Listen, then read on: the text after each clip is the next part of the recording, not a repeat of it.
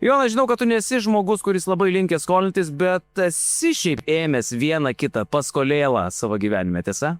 Vieną kitą paskolėlą tikrai esu ėmęs, taip kad turbūt negalima sakyti, kad nesu linkęs skolintis. Skolintis reikia svarbiausia su aiškiu tikslu, ką rotai darai ir protu. Ir protų. Vat Jonas, pavyzdžiui, kam jisai skolinasi? Kantiuperiui, telefonui, į būstą, į remontą jisai yra linkęs, taip.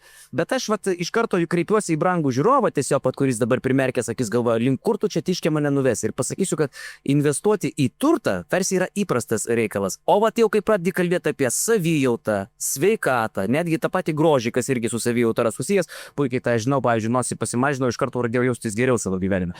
Tai o tada iš karto kažkaip tas klausimas būna, susitvarkysiu tuos dantis, kai ten po metų išsimsiu antros pakopos pinigus.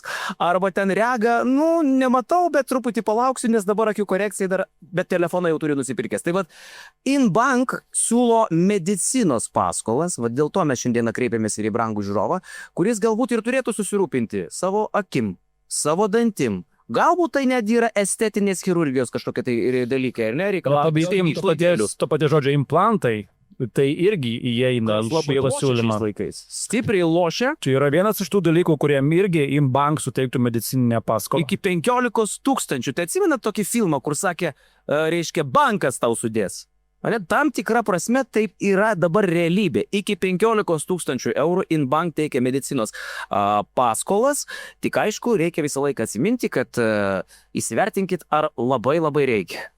Ir netgi reabilitacijai, ne tik tai pasigražinimui, bet tarkim, jeigu tu nori reabilituotis, atsigauti po kažko, netgi reabilitacijai galima pasiskolinti, bet kaip ir minėjai, su protu reikia tai padaryti. Tai viskas internetu, sprendimai greiti, va dabar netgi tokį turiu pasirašęs dar šiek tiek savo informacijos, ir odontologijai, regos korekcijai, dermatologijai, čia odai, jeigu kažkas nutiko, pavyzdžiui, ten kažką tai prisidirbai, estetiniai chirurgijai, ar kaip sakai, reabilitacijai. InBank medicinos paskolos.